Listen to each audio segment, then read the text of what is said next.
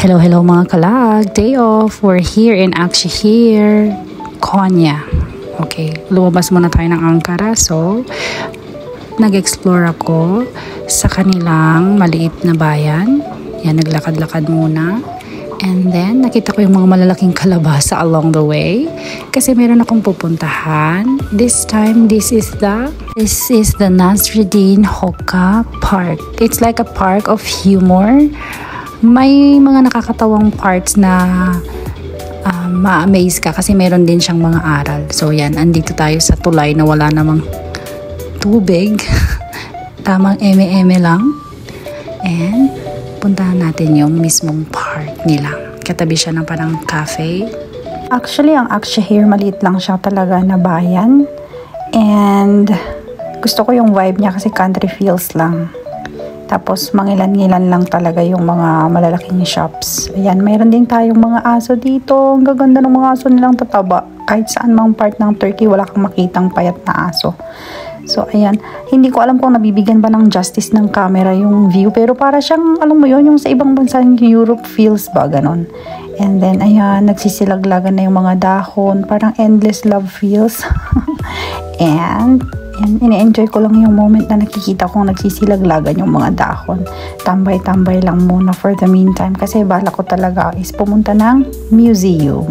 So yan, dun sa parang pinaka marketplace nila, andito po yung isang museum nila. This one, pumasok po ako, nag-try akong mag-inquire. Nag-translate pa ako, marunong palang mag-English si kuya.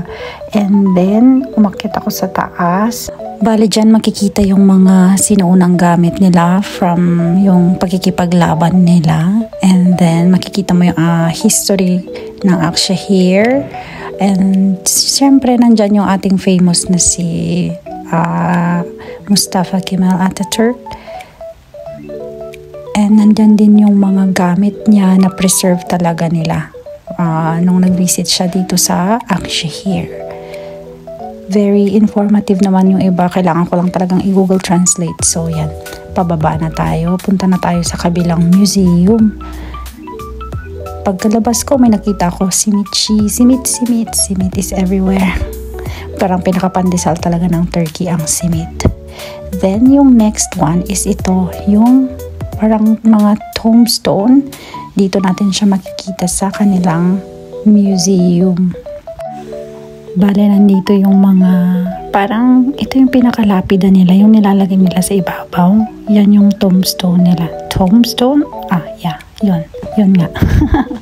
Yan, makikita mo may mga, ano pa siya, yung naka-engrave pa talaga yung mga, parang alphabets nila.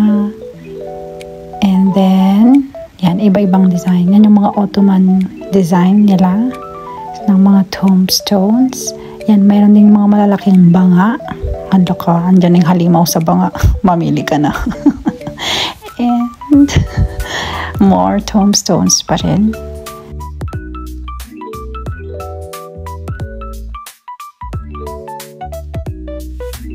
Bale, nag-try na akong pumasok sa loob. The expectation versus reality. Diba? Kala mo?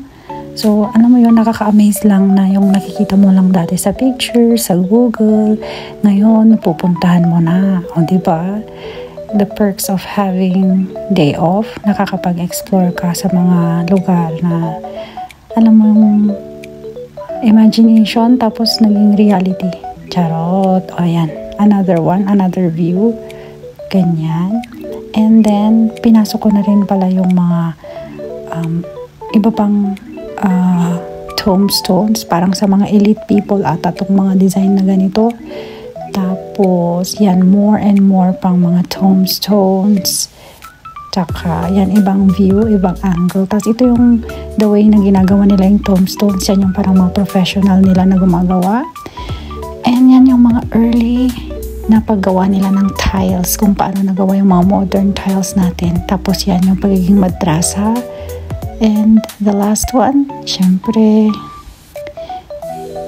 tamang eme-eme lang tayong maglakad-lakad, di ba? Take a look around. Enjoyin lang yung moment na nakita mo yung ganitong place in your entire lifetime. Hanggang sa susunod ulit mga kalaag. Please follow and like for more. Bye!